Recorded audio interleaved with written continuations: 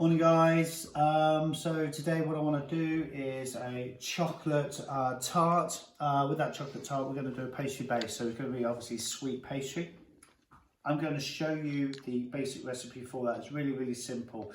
Every time you're going to make a tart, think about the flavoured tart that you're going to do. So for instance, if it was going to be chocolate, that's great. It can be sort of a plain, and that's what we're going to do today. If you're going to add some flavours into that chocolate, so if it was going to be, say, chocolate and orange, chocolate and lime, coconut, or anything like that, maybe think on how you could incorporate some of those basic flavours into your pastry. So you could do some lemon zest, you could use alcohol in there, there's various different things you could do, so desiccated coconut, those sort of things. So I want you to think about, so if you're going to add, if you wanted to have a chocolate pastry, instead of adding plain flour to it, we could add cocoa powder. It's entirely up to you. So I just want you to be really versatile in what you do. The pastry cases as well, when you're at home, we're all going to have different molds, we're going to have things it might not suit, so you guys can create anything you want to do. So for instance, I've got a couple of versions, couple of tins here. I'm probably going to go out and buy some bigger tins as well. The mix that I'm going to make you today will probably do a big sort of 8-inch or 15cm tin or so, all right? Obviously I've got smaller ones, so it's probably going to do enough for those 4 or all of those, or a bit of a mixture. We'll have a look. Okay, so dead simple. Ingredients. So we've got 200 grams of flour. I've already weighed the plain flour, so it's plain flour. It's not strong flour, not 0-0 flour. It's not self-raising, so it's just simple plain flour. All right.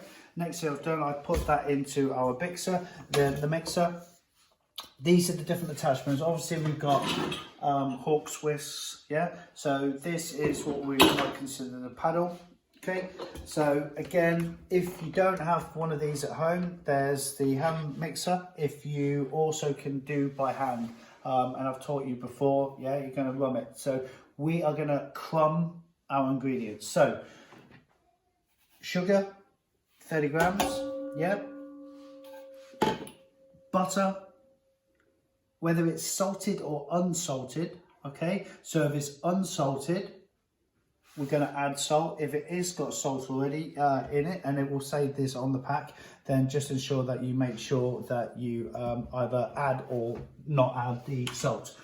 Salt, obviously, what that's going to do is extract some of that flavour. Even though it's a sweet dish you're doing, salt is really important when you're cooking with chocolate, okay? So it's going to bring the flavour of the chocolate out when you add salt. So we're going to add some cracked salt to the actual chocolate when we do the mix later on this afternoon. The only other liquid or ingredients we're going to add to this is going to be 1 egg, yeah, a little bit of water. But before we're going to do that, we're going to crumb it as discussed. So it should be working.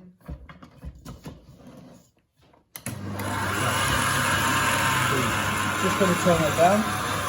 So if you can have a look at that, I'm going to turn that up. That's going to be, I'll probably do that for about 10 minutes or so. Okay, I want you to see if you can take quite a good close look at that. So what that's actually doing is what we call crumbing. So what we actually mean is like breadcrumbs. So if you look at it, it's really fine. What we don't see is any lumps of butter that's not incorporated in there. So you don't actually realise there's anything buttery in there. So that's great. So again, nice and simple. Again, all we need, 1 egg. I'm going to drop a little bit of water in there as well, but I'm going to put the egg in first and then see where we are. I was going to turn it on.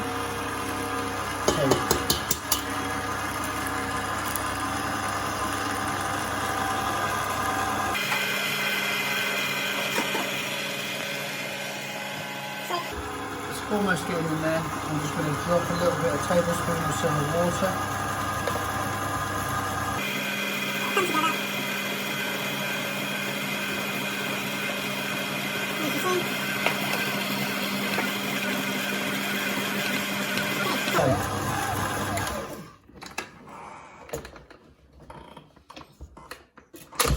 As you see, there's not a lot of pastry at all actually, but it's more than enough for a tart and for your family, which is great. So,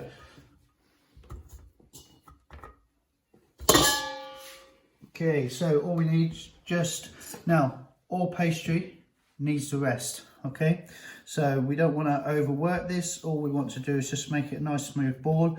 It feels a bit sticky, but it's not sticking to the tabletop. Okay, so that, to be fair, is pretty much perfect in regards to what the consistency, as you see. So I've got a little sandwich bag here. I'm just going to put it in there. I'm going to put it in the fridge for minimum half an hour or so. Once that's done, we'll take it out, and then we're going to roll it, line our tins, blind bake it, and we'll put a mix in, but I'll go through all that as well with you. So again, nice and simple, in the fridge between 15 minutes, half an hour, so it's nice and hard. And that's it. Okay guys, so this has been in the fridge for almost an hour now. So what we're going to do, we're going to roll it out, and then we're going to line our cases, and that's basically what we're going to do. So flour, yeah, but when you put in the flour, you need as less as possible. So less is best on this. So the more flour you add to it, essentially you're changing the recipe that you're doing. So we don't want that. So almost every roll, you can pick it up and turn it. Pick it up, turn it. What I see a lot of you guys doing is rolling it, but you don't move it around. So you keep rolling it and then wonder why it sticks. So if you notice, every single time I roll it, I'm moving it all the time, and we also want quite a thin base. All right, so yeah. So again, if you feel you need more flour, then you can put it on. Roll it, okay, roll it, move it. Okay, so and then that way. So. That's the thickness of maybe 10 pence or 50 pence a piece. Okay guys, so I've just been searching around the kitchen for a bit of a mould that I estimate that's going to be around that size. So I found what I hope will be a good size. Again, some of you guys can put it in your mould and potentially trim it when it's in there, but luckily mine is there. So you're going to have to do this to yours, make sure it's nice and neat and round. When that's done with, whether it's similar to mine or you've got it in your bigger case, what you're going to have to do is dock it. So most of you guys know how to do that. So what we mean by docking, you can get a fork, which is always the best thing. Okay, so what we need to do at this point is just dock it. Okay, and if you're at home and we need, and I'll probably show you as well later. And I'm going to come back to that, but we're going to put some beans or some rice or something in there. That's going to stop it from rising and it's going to hold it. What I've got here, I've got some cling film. You can use rice, anything that's dry, rice, lentils, anything like that really. Just put it into a nice little basket bundle. Okay, so this is going to weight your pastry down. So as you see, I've got 4 little cases at the moment. I've docked them, as I said. I've got the rice to go in. That pops down. Okay, so all I'm going to do now with that, I've preheated the oven to 180 degrees, and I'm just going to put that in. The cling film's not going to melt, it will shrink a little bit, but that can go in. I've got some offcuts, so we'll see how that goes, and I'll put those into the oven. They're going to take around 15 minutes or so. but then they're not going to take long. So generally, I say 15 minutes. They might take 10. I'll have a look. It will depend on the size of your cases. So if it's a big case and it's a thick pastry, it's going to take longer. If not, but I suggest set your timer for about 8 minutes. Have a look. Open the oven. Have a look. Remember, we need the bottom, and I will show you what the bottom looks like really, really shortly. That's baking in there. I will send the recipe, obviously. We've got a bain-marie. So if you remember what a bain-marie looks like, so the bain-marie is your glass container with the water. Yeah, that's been boiling. In there, I've weighed out the chocolate and the butter, and I've mixed that. So as you see, some of this lumps of butter and stuff. So we've got dark chocolate. You can buy the dark chocolate, so anything with a high cocoa butter. So you'll look on the packet and you'll see it could be 60%, 70%. Anything like that is going to be dark enough for the job in hand, what we need to do. So you weigh out the chocolate, it's 160 grams of chocolate, 100 and something grams of butter. But again, I'm going to send all those to you. Once that's done, we need to add the eggs and get those whisked in. So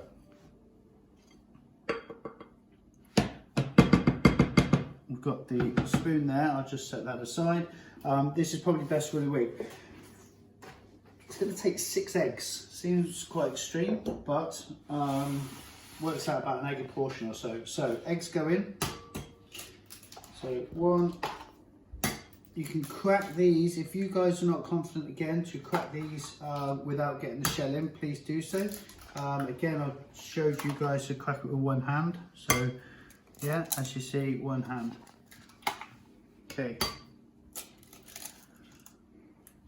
There's 5 in there. Let's go 6. All right, so that goes in. So chocolate and eggs.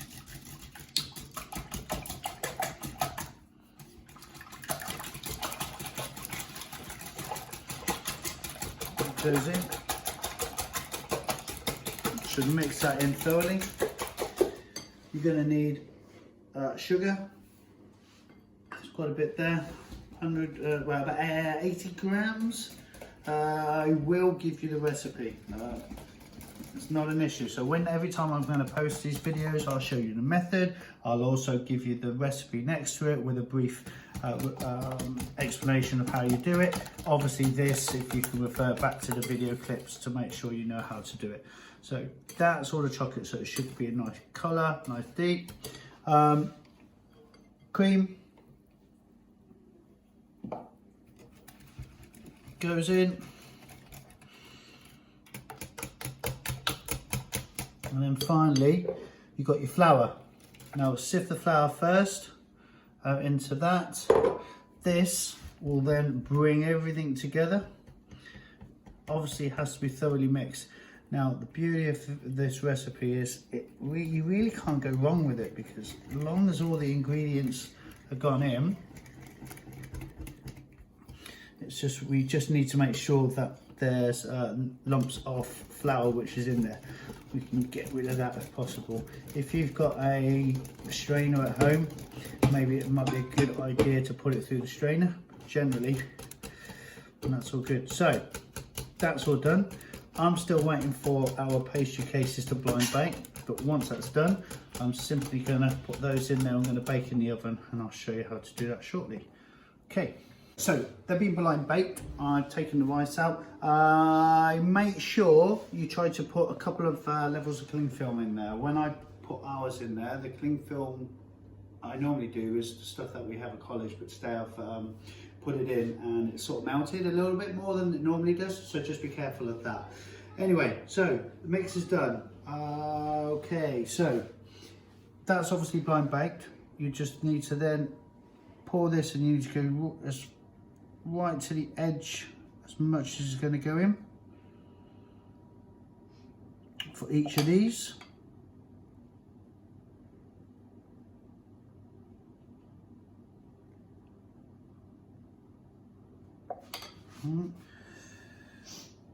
We can edit this and speed this up.